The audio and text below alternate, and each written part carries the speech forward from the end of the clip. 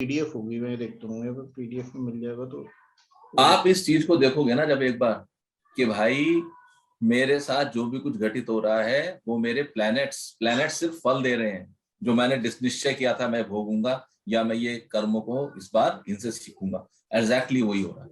अब आप किसको, फ्लाइट कंपनी को दोष दोगे, किसको दोष दोगे? कोई है ही नहीं दोष देने के लिए। आपको पता है जैसी दशा चेंज होती है ना, मुझे पता लग जाता है। अब तो इतना प्रिसाइज हो गया है कि मैं सुबह उठता हूं और मैं अपने मूड को, मुझे दिखता रहता है और मुझे अपने मूड के हिसाब से पता लगता है कि भाई मेरी प्रत्यंतर दशा चेंज हो गई है। और मैं उसको जब खोल के देखता हूं तो मुझे यहाँ हॉरोस्कोप में दिखाई देता है। और पिछले कुछ महीनों से तो वो एग्जैक्ट दिन मुझे पता लग जाता है। सुबह जब मैं आंख खोलता हूं तो मेरे क्या विचार है, मेरा किसके प्रति क्रोध है, किसके प्रति मेरा द्वेष है, क्या चीज मुझे अच्छी लग रही है, मैं इसको देखता हूं, मुझे दशा पता लग जाती है, चेंज हो गई, चेंज हो जाएगी। अब आप देखो हमारी क्लास अब आज शायद 1.25 महीने, 1.25 महीने बाद हुई है अप्रोक्सीमेटली। ठीक है, हमने नक्षत्र की क्लास सितंबर लास्ट में की थी क्योंकि उसके बाद हमने उसकी हॉरोस्कोप ली थी आर्यन की। ठीक सर, वो जैसे शुक्र केतु के पास से निकला करीब 30 अक्टूबर के बाद, मैं उसको तब से नोट कर रहा था, वो बस वहीं उधर शायद 23 या 24 को उसकी दशा भी चेंज हुई। अच्छा अच्छा, वो ध्यान नहीं दिया। 23 या 24 में उसकी दशा चेंज हुई थी, उसके बाद माहौल बनना था। अच्छा अच्छा, शायद हमने डिस्कस किया था उस दिन, मुझे ध्यान नहीं, शायद किया होगा। दशा उसके बाद उसकी एनवायरनमेंट बनना था, उसके बाद शुक्र की बनी थी, शुक्र केतु के साथ था, और वो 30 अक्टूबर के आसपास वो निकला था केतु से। दशा नहीं देखी मैंने, मेरे पास वो डेस्कटॉप वाला हॉरोस्कोप नहीं है, मेरा मोबाइल ऐप वाला है, तो उसमें देख नहीं सबसे पा पहले आपकी दशा काम करेगी, दशा के ग्राउंड पर ही ट्रांजिट काम करे। There is no implication of transit without dasha. जैसे आपने अपने हॉरोस्कोप में पकड़ा कि भाई आपका जो है वो जुपिटर महादशा नाथ है, बिल्कुल काम करेंगे, बिल्कुल काम करेंगे मजे से, जुपिटर महादशा नाथ होंगे। तो मेरी दशा चेंज हुई है सितंबर फर्स्ट वीक में, तो ऑल ऑफ ए सडन पिछले 1.5 से 2 महीने तक आप देखो कि मेरी एक एक करके सभी क्लासेस जो है उनमें हेल्ड आ गया, रुक गई। तो मैं इस चीज को अच्छे से देख रहा था, बल्कि हमारा संडे का प्रोग्राम भी रुका है। मैं यहां तक देख रहा था कि हमारे संडे के प्रोग्राम में अचानक अटेंडेंस डाउन हुई है, जो कि कल शूट करी है वापस। हर चीज आपके प्लेनेट से कवर्ड है। हमने लास्ट कौन सा प्लेनेट, कौन सा नक्षत्र किया था? अश्लेषा किया था सर। अच्छा, so today we are talking about Magha. ठीक है, मघा नक्षत्र पढ़ते हैं।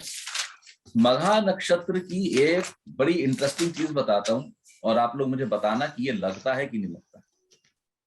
ठीक है, मघा नक्षत्र के जो योनि है वो है मूषक। क्या है योनि? मूषक। मूषक। मूषक किसको बोलते हैं? चूहा। चूहे को। चूहे की क्या खूबी होती है? चूहा हर समय मुंह चलाता रहता है। मुंह चलाता रहता है, बहुत बढ़िया। यानी कि मुंह, माउथ जो है वो कहीं ना कहीं प्रोमिनेंट रोल प्ले कर रहा है जी। और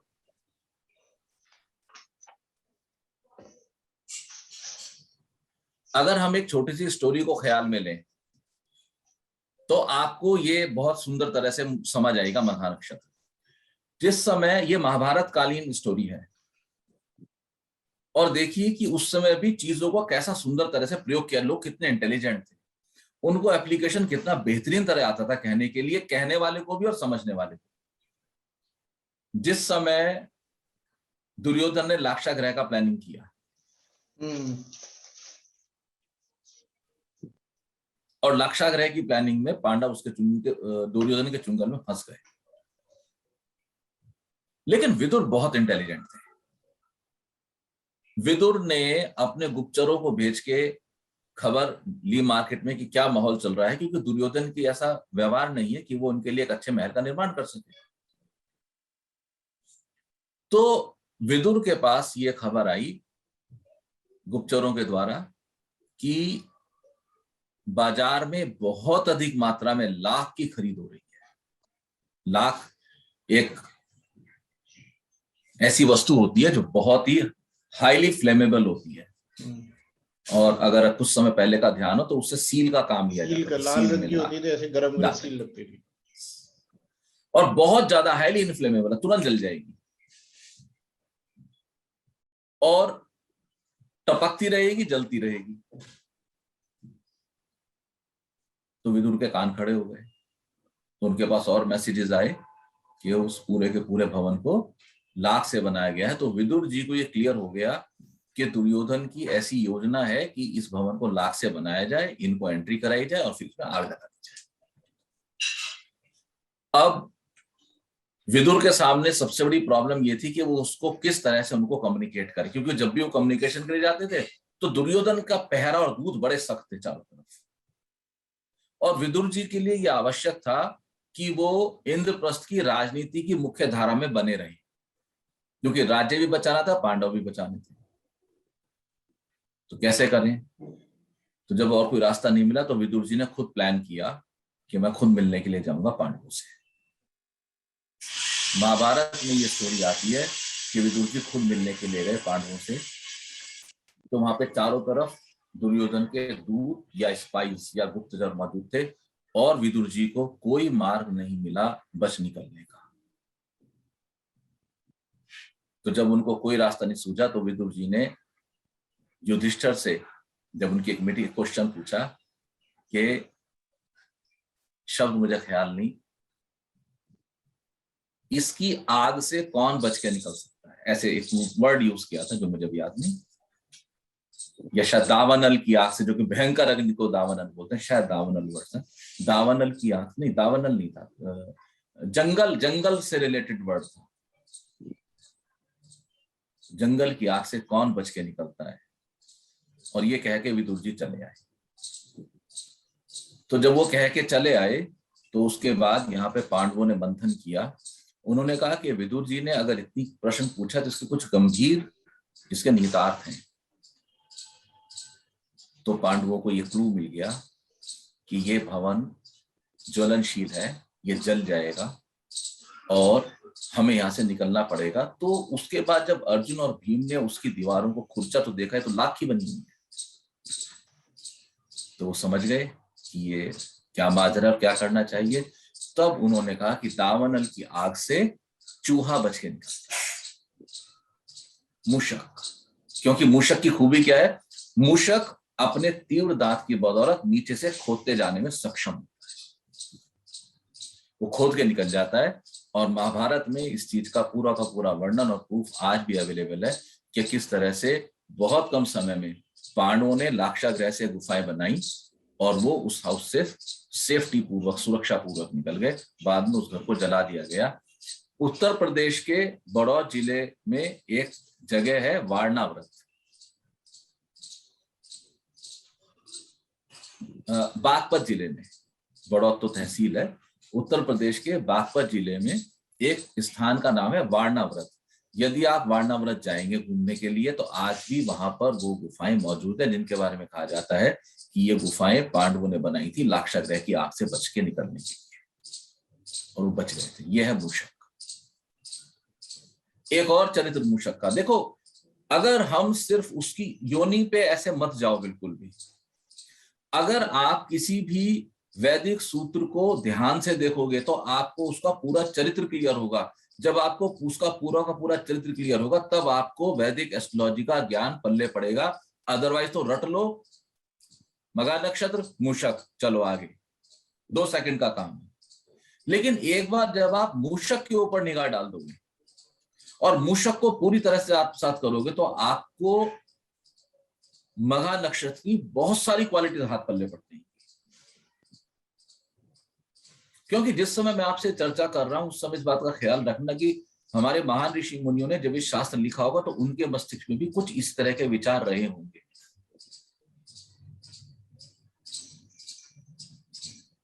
दूसरा, मूषक। यदि कोई पानी का जहाज पानी पे जा रहा है और चूहे सरफेस पर आ जाएं, तो उसका क्या अर्थ है? डूबने वाला। तो आपको पता है, अभी तो समय बदल गया, लेकिन पहले पानी के जहाजों पर चूहे डेलिबरेटली रखे जाते थे निचले तल पे, कि यदि कहीं से पानी रिसेगा तो ये चूहे तल पे आ जाएंगे। और वो एक अलार्मिंग सिचुएशन थी कि मरम्मत करनी है, सुरक्षा लेनी है, या तो इमीडिएटली किनारे लगना है या सुरक्षा मंगानी है। ऐसा नहीं था कि आप सो रहे और पानी भरता चला गया। इसका क्या अर्थ हुआ, बता सकते हैं? चूहे भांप लेते हैं, कोई दिक्कत हो भांप लेते हैं, दिक्कत को भांप लेते हैं। यानी कि मघा नक्षत्र वालों के पास एक ये जन्मजात क्वालिटी होती है कि यदि कोई प्रॉब्लम आने वाली है तो वो भांप लेते हैं। उनको अंदाज हो जाता है, उनको पता लग जाता है। 2 घर हैं, 2 भवन हैं, दोनों भवन के नीचे बेसमेंट बना हुआ है। एक के बेसमेंट खाली है और एक के बेसमेंट में अनाज भरा हुआ है। कौन से बेसमेंट में चूहे पनपेंगे? अनाज। बोलिए। अनाज वाले में। क्यों?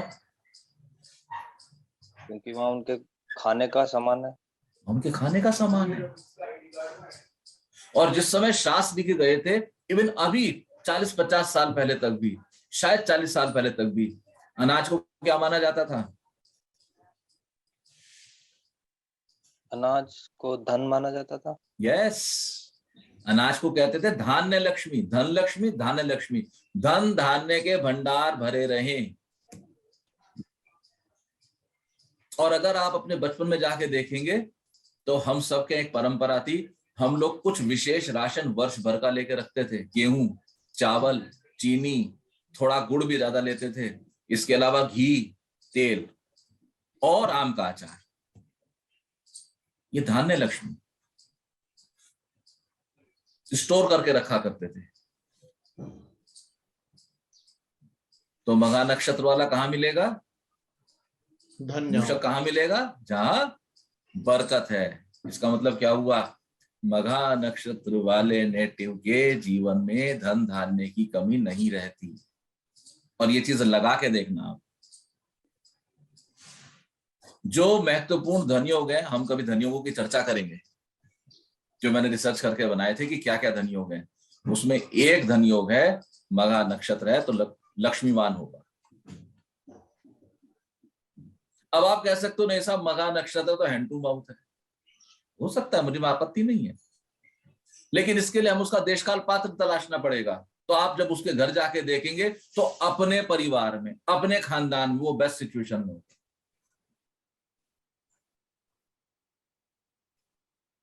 मघा नक्षत्र वाला लक्ष्मीवान होता है।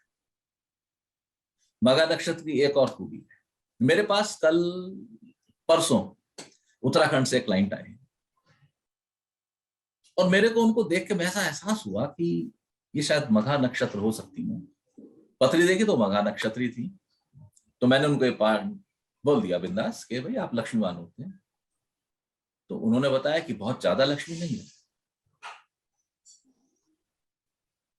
तो मैंने उनसे आग्रह किया, मैंने कहा जिस समय की आप लक्ष्मी की बात करते हो उस समय आपके पिता कमाते थे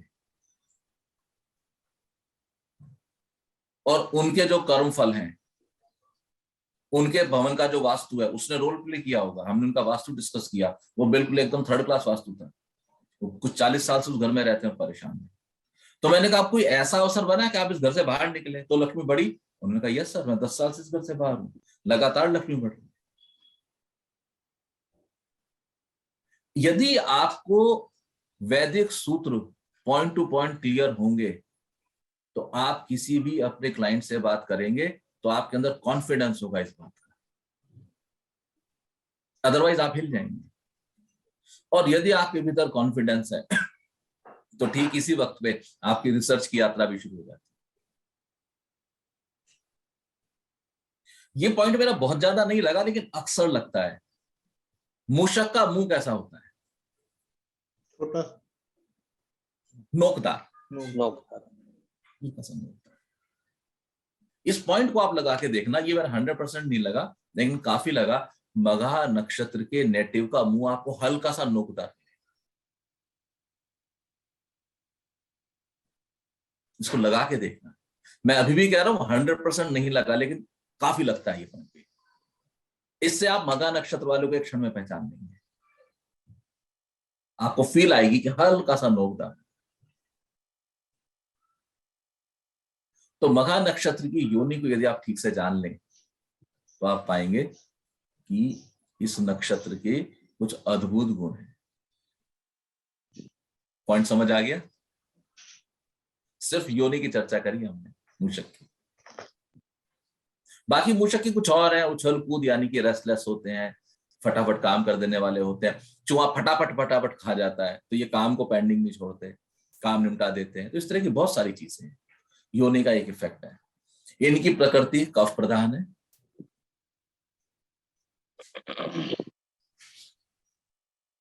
इस नक्षत्र का वृक्ष जो है वो बरगद है।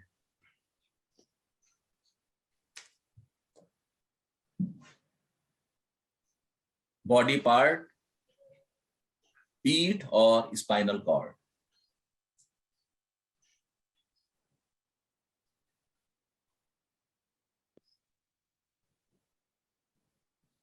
संज्ञा तीक्ष्ण है।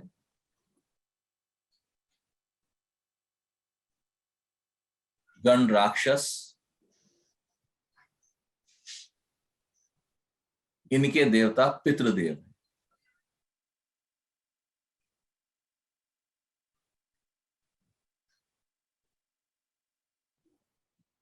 इनकी नाड़ी अंत्य है या अनंत बोलते हैं। इसकी शेप एक बो के समान है, एक धनुष बाण के समान है, या बोलते हैं 3 सितारे हैं नेत्र की तरह। तो जैसे आंख की बनावट धनुष के समान है, या तो धनुष ले लें, धनुष बाण, 3 सितारे आंख की तरह। जाति शूद्र है।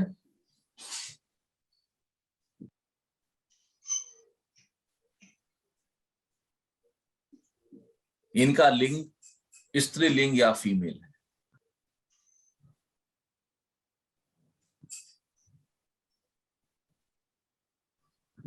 इसका कलर क्रीम कलर है। Precisely if talk very precise, तो जैसे हाथी दांत का रंग होता है वो वाला रंग है।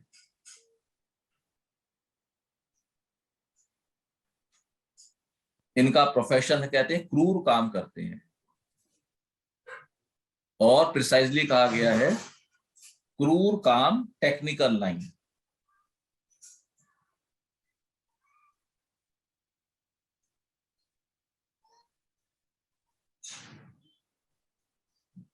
इनका गुण तम है, तामसिक प्रवृत्ति के हैं।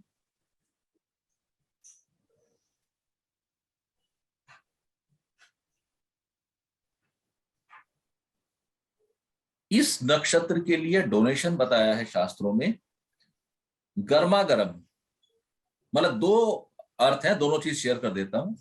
ऑन वन ग्राउंड गर्मा गर्म बाजरे की खिचड़ी।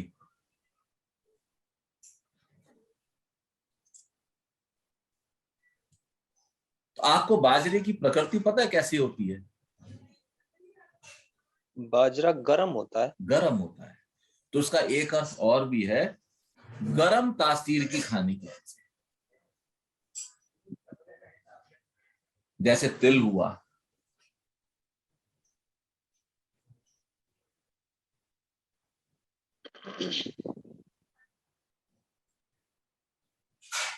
केतु के मघा नक्षत्र में जो कार्य किया जा सकता है वह उच्चाटन। उच्चाटन समझते हैं आप?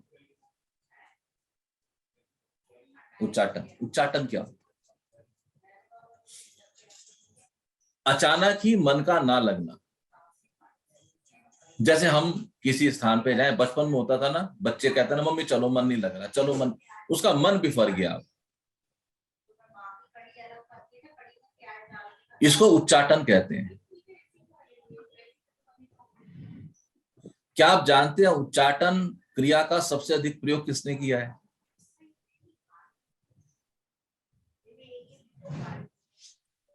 उच्चाटन क्रिया का सर्वाधिक प्रयोग करने वाले देवता हैं देवराज इंद्र। क्योंकि हमने इस चीज को जाना है कि जब भी कोई साधना में आता है तो इंद्र क्या करते हैं? उसका उच्चाटन कर देते हैं। तो जिस समय भगवान राम वन को जाते हैं और वो इधर रुक गए, क्या नाम था, गुहराज क्या नाम था, उसके पास रुक गए, जब निषादराज गुह के पास जब रुके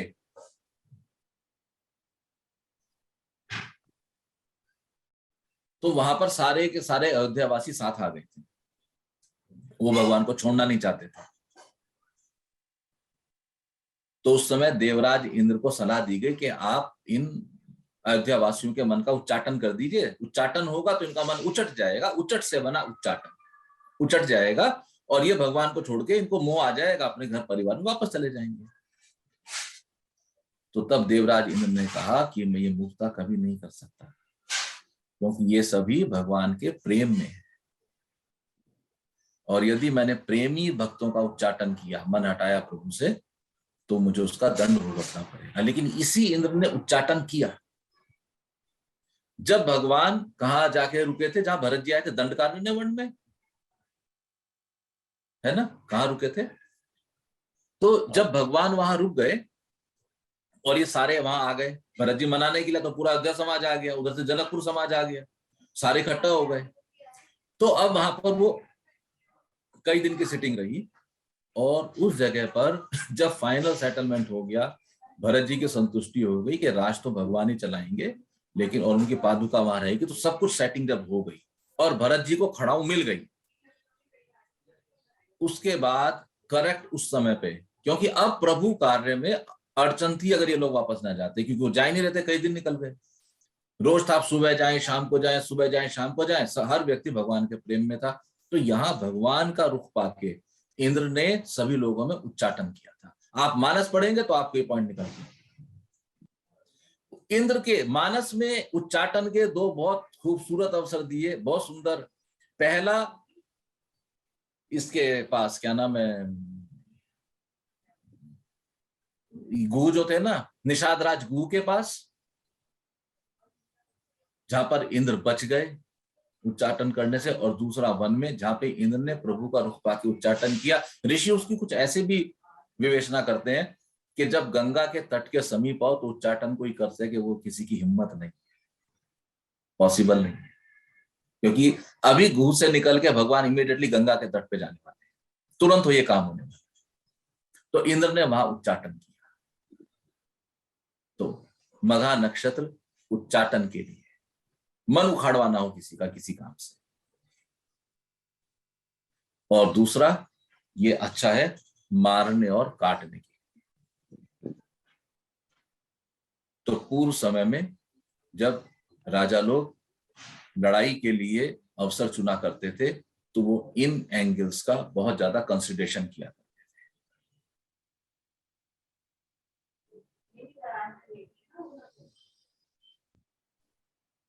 ठीक है, आनंद आ रहा है क्लास में?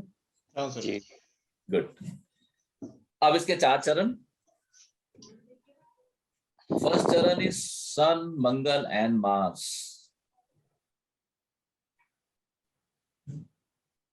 हमने एक प्रिंसिपल पढ़ा था कि नक्षत्र कहां से आ रहा है। मघा नक्षत्र कहां से आया है? अश्लेषा से। अश्लेषा का चरण नंबर 4 के बाद क्या आया है? मघा नंबर 1। तो Ashlesha number 4 and Magha number 1 क्या है? गंडान। क्या है? गंडमूल नक्षत्र। गंडमूल तो पूरा है। वो गंडमूल तो अश्लेषा के चारों चरण गंडमूल है और मघा के चारों चरण गंडमूल हैं। लेकिन अमंग दिस 4 चरणास ऑफ ईच नक्षत्र, जो अश्लेषा नंबर 4 और मघा नंबर 1, यह है बैटलफील्ड। क्योंकि जब चरण नंबर 4 से आगे बढ़ रहे हैं, तो कोई रिलैक्स नहीं है। इस युद्ध क्षेत्र के बाद दूसरा युद्ध क्षेत्र तैयार है, जिसका नाम है मघा केतु चरण नंबर 1। तो इसलिए वश चरण हमेशा ख्याल रखना, हर मूल का चौथा, यानी कि जहां पेयर मिलेगा ना, पहले वाले का चौथा और दूसरे वाले का पहला, जहां ये मिलेंगे मूल के 4 और 1, वो वश चरण होंगे। That is known as the battlefield. आप आंख बंद करके चलना कि कोई भी नक्षत्र, हाँ लड़ाई क्षेत्र बेटा, युद्ध मैदान, इन लोगों को जीवन में अधिक स्ट्रगल करना पड़ेगा।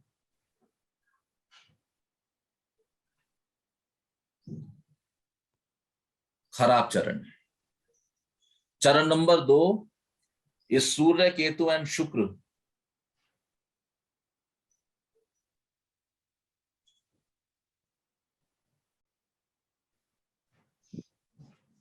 एंड चरण number 3 is Surya Ketu and Budh. ये इन 2 चरण के जो नेटिव हैं वो धनी यानी कि लक्ष्मीवान, मानी यानी कि फुल ऑफ फेम, एंड भोगी भी होंगे, भोग करने वाले होंगे, यानी कि वो अनेक अनेक प्रकार से अपनी भौतिक, शारीरिक, सामाजिक इच्छाओं को पूर्ण करने वाले होते हैं। लेकिन जो चरण नंबर 2 है सूर्य केतु शुक्र, इसको कहा है पितृ भय कारक। इनको पितृ भय होता है, और क्योंकि इनके जो देवता हैं वो भी पितृदेव हैं, तो इसलिए इनको पितरों के संबंधित जो भी उनके परिवार की परंपराएं हैं उनको ठीक से निभाना चाहिए। तो यदि कोई मघा नक्षत्र के नेटिव आपके पास आए और कहें कि गुरुजी आपका पॉइंट तो मुझे समझ से बाहर है, क्योंकि मैं तो लक्ष्मी के प्रति कंगाली की अवस्था देखता हूं, सब कुछ छोड़ के उसको पूछो तो पितृ पूछता है, मावस पूछता है, श्राद्ध करता है, और आप सिर्फ और सिर्फ उसकी मावस और श्राद्धों की व्यवस्था को सेट कराइए और थोड़ी प्रतीक्षा कीजिए, उसको रिजल्ट आएंगे। मघा नक्षत्र धनहीन, पितृदोष है, आंख बंद करके बता देगा और उसका हॉरोस्कोप बोलेगा पितृदोष। और दूसरी बात बताता हूं, मघा नक्षत्र धनहीन तो पितृदोष ताजा नहीं है, पुराना चला है, क्योंकि मघा नक्षत्र वाले ने गरीब घर में जाना चुना है, गरीब घर का घर चुना है।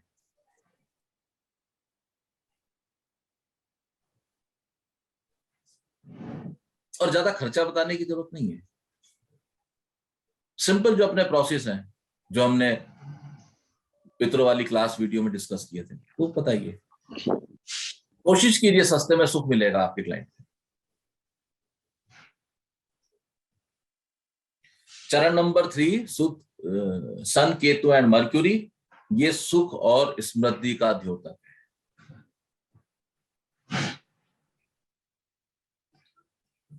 चरण number 4 Surya Ketu and moon,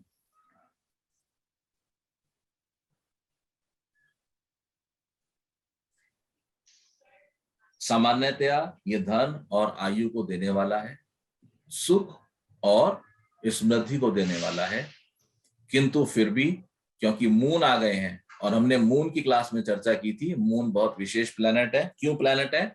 एक ही प्लेनेट है जिनमें घट बढ़ का कॉन्सेप्ट है।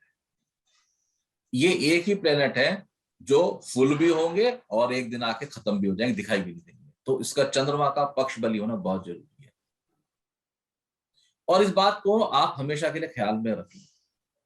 यदि चंद्रमा है, चंद्रमा का इमीडिएटली पक्ष बल देखो। जहां आपने देखा कि चंद्रमा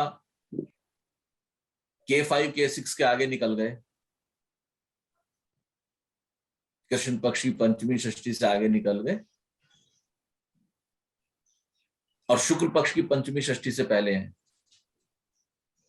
कमजोर। कमजोर चंद्रमा अच्छे अच्छे रिजल्ट्स को हेल्ड अप कर देते हैं।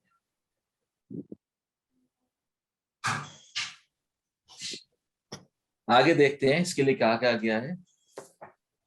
अच्छा, इस नक्षत्र में ना कोई वर्गोत्तम है ना कोई पुष्करांश है।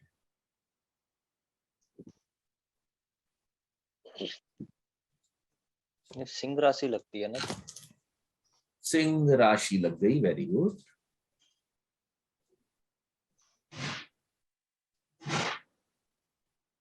इसके लिए कहा गया नेगेटिव या कम शुभ गंड मूल है।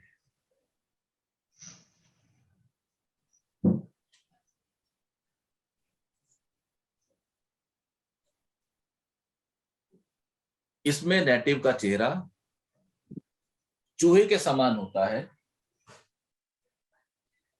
मुंह कुछ छोटा, आगे की ओर तीखा और कान कुछ बड़े होते हैं।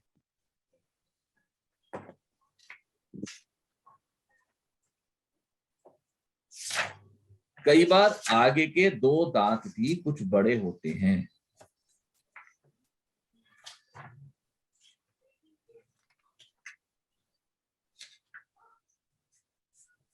माता पिता में से किसी एक को यह भारी होता है।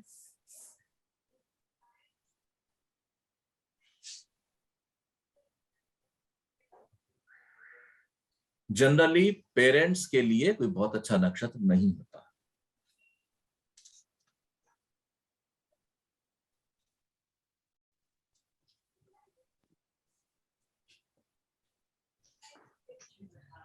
मघा नक्षत्र के लोग विभिन्न विद्याओं में पारंगत,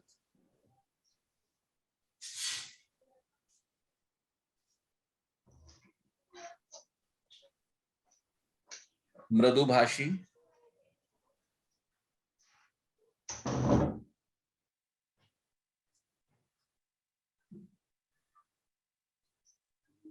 शांत जीवन के इच्छुक,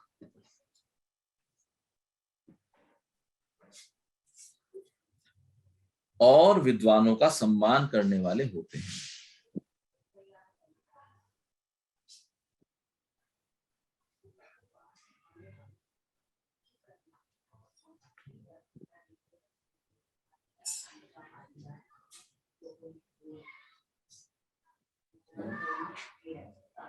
जो व्यक्ति दूसरों के कामों में रुकावट डालते हैं ये उनको पसंद नहीं करते,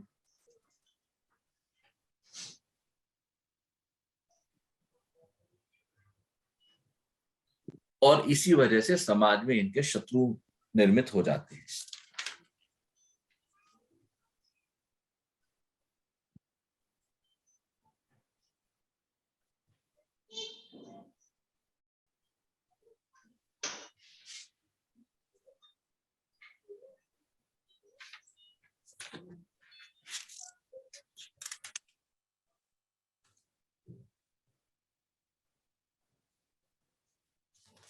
इनके लिए कहा गया है कि आर्थिक कमी देखने को नहीं मिलती।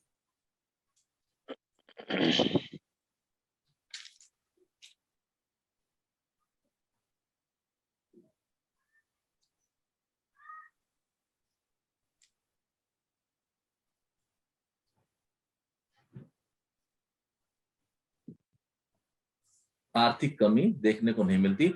इनके लगा रहे फाइनेंशियली वेल ऑफ होते हैं।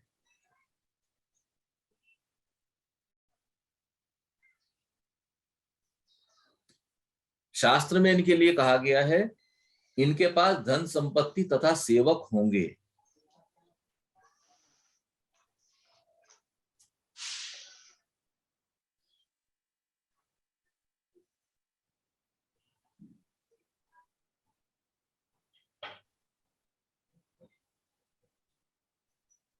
ईमानदार और परिश्रमी होते हैं।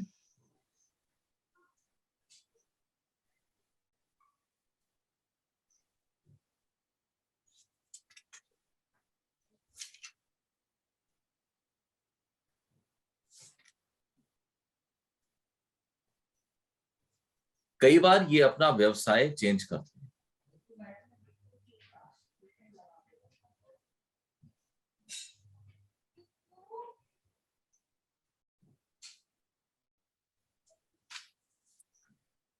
पंडित व ज्ञानी लोगों को रेस्पेक्ट देते हैं।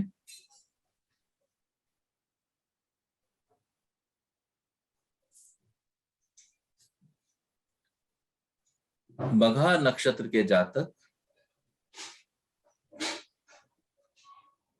बहुत नौकर वाले, धनी, भोगी, पितृभक्त, मेहनती,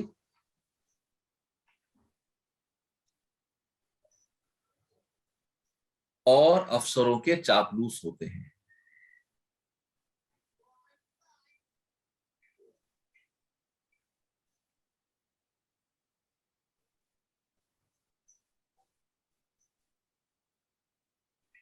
ये बहुत इंटेलिजेंट होते हैं,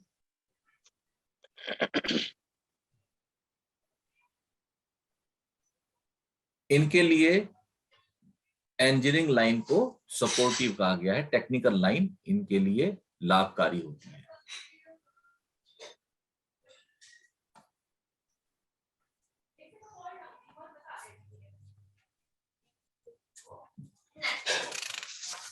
रोगों में कहा गया है इनको हड्डी या अधरंग का रोग संभव है।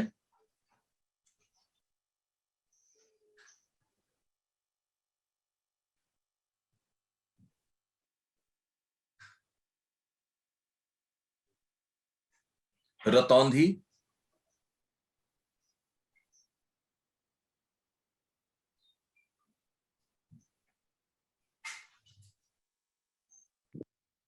कहते हैं यदि इस नक्षत्र में शनि और मंगल की दोनों की दृष्टि चंद्रमा पर है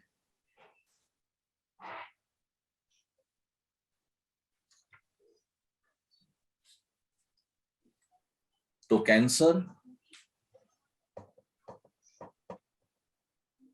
या मिर्गी का रोग होने की भी पॉसिबिलिटीज बनती है।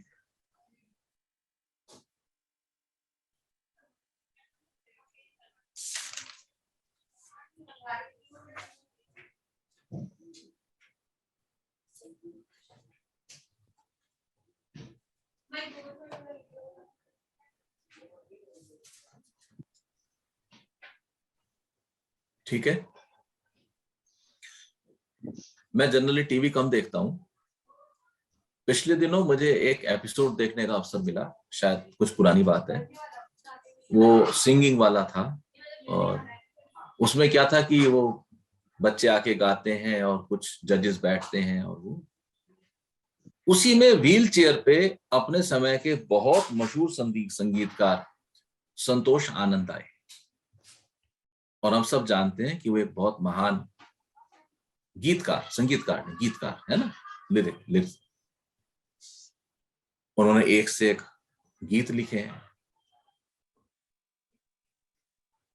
लेकिन वो बहुत आर्थिक रूप से बड़ी विकट अवस्था में थे। कारण कुछ भी रहा, उनकी वो अवस्था देख के मेरे को एक इंटरेस्ट आया और मैंने उनके हॉरोस्कोप की डिटेल सर्च की, मैंने उनकी हॉरोस्कोप देखी। उसी प्रोग्राम में एक गायिका थी, उन्होंने अनाउंस किया कि सर आप उनको रेस्पेक्ट दी, उनको बोला आप बड़े हैं और सीनियर हैं फील्ड में, हमारी इंडस्ट्री में। उन्होंने कहा कि मैं आपको 5 लाख रुपए मेरी तरफ से, ये उन्होंने बड़े आग्रह के साथ, बड़े इज्जत के साथ, कि ये कुछ भी नहीं है लेकिन मेरी रिक्वेस्ट आप उसको स्वीकार करें। और उन्होंने इंडस्ट्री को रिक्वेस्ट किया कि जिसके लिए जितना पॉसिबल है ये सर के लिए हमारा एक सम्मान होगा। और उस प्रोग्राम में लाइव था टीवी पे, आपने उसमें देखना कभी आप, संतोष आनंद जी को बहुत सारी लक्ष्मी की प्राप्ति हुई। संतोष आनंद जी मघा नक्षत्र के जातक। कितने लोग आपको मिलेंगे जो फिल्म इंडस्ट्री की यदि बात करें तो गुमनामी में जीवन बिता देते हैं अंत समय में। कईयों के तो अंत बड़े अजीब से होते हैं, परवीन बॉबी, राज किरण, इस तरह के काफी नाम, लेकिन ऐसे उदाहरण कम मिलेंगे कि जहां पर किसी व्यक्ति विशेष को पहचान के सामने लाया गया और उनको सहयोग किया गया, वो भी तब जब उनको लक्ष्मी जी की प्रॉब्लम चल रही थी। तो लक्ष्मी आ गई ना, क्योंकि आज हमारा सिस्टम काम नहीं कर रहा, तो इसलिए उनकी हॉरोस्कोप में दिखा नहीं पाऊंगा आपको। लक्ष्मी जी आ गई। ऐसे ही एक महान संत हुए परमहंस योगानंद जी। आप इनकी फोटो देखना। एक मिनट, मैं भोग लगा रहा हूँ, क्लास 10 मिनट फिनिश करके क्लास। अच्छा, फिर 2 मिनट रुको। योगानंद जी वो इतने महान संत हैं कि हमारी इतनी हिम्मत नहीं है, हमारी कोई हैसियत नहीं है कि हम उनके हॉरोस्कोप को डिस्कस कर सके। लेकिन एक चीज जरूर है कि इतने महान संत की पत्री के कुछ विलक्षण तथ्यों को हम जान सकते हैं अपनी समझ के लिए। परमहंस योगानंद जी के लिए मेरे मन में अपार श्रद्धा और स्नेह है, प्रेम है, और मैं उनकी पत्री को डिस्कस नहीं कर रहा हूं आपसे। लेकिन एक चीज मैंने देखी उनकी पत्री में, जो मैंने देखा था, जो मैंने उनकी ऑटोबायोग्राफी पढ़ी थी, उसमें यह था कि जब वो इंडिया आए तो उन्होंने लिखा है कि मेरी अनुपस्थिति में अमेरिका में मेरे जो शिष्य थे उन्होंने वर्ड यूज किया षड्यंत्र। अपनी ऑटोबायोग्राफी में उन्होंने कहा उन्होंने मेरे साथ एक प्रेम पूर्वक षड्यंत्र किया। क्या षड्यंत्र किया कि अपने प्रवास, इंडिया प्रवास के दौरान जब वो यहाँ 1.5 साल रह के गए, इस बीच में उन्होंने अपने गुरु से ना पूछे प्रेम के वशीभूत होके पूरा डिजाइन तैयार करके एक फैंटास्टिक आश्रम तैयार किया। वो आश्रम आज भी वहां पर है, वहां पे साधना। इतना बड़ा आश्रम बिना लक्ष्मी जी के तैयार नहीं किया जा सकता, उन्हीं के नाम पे, मघा नक्षत्र। तो इस तरह से आप देखें बेनजीर भुट्टो, और आप इनकी फोटो देखिए, बेनजीर भुट्टो की फोटो देखना, आप उनको विजुलाइज करो, आपको कहीं ना कहीं चेहरे में एक अलग नुकीलापन दिखाई देगा। बेनजीर भुट्टो के 2 दांत आगे के काफी बड़े थे, और जब वो हंसती थी तो एक नुकीलापन आता था उनके चेहरे पे। बेनजीर भुट्टो ने ना सिर्फ एक धनवान परिवार में जन्म लिया, बल्कि वो खुद भी काफी धनवान थे। इस तरह के काफी हैं। एक है दक्षिण भारत की मशहूर राजनीतिज्ञ जो कि तमिलनाडु प्रदेश के मुख्यमंत्री रही, उनका नाम था जयललिता।